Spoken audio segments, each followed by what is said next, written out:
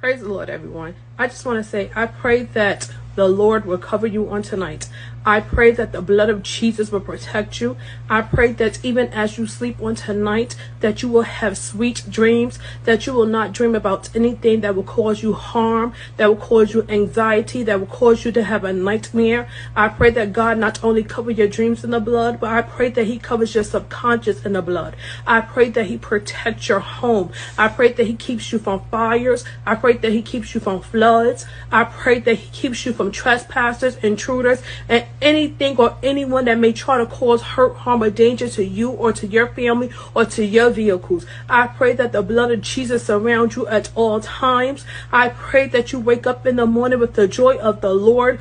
I pray that you will wake up with the songs of Zion bubbling on the inside of you. I pray that you will wake up feeling refreshed, feeling revitalized, feeling rejuvenated, feeling restored. I pray that you will wake up and give God honor, give God glory, give God praise. I pray that you will wake up with a prayer on your lips. I pray that you will keep God first tonight, tomorrow, and every day afterwards. And I pray that God will meet every one of your needs, whatever that need is. I pray that God will meet it for you on tonight, tomorrow, and whatever other day. In Jesus' name, amen.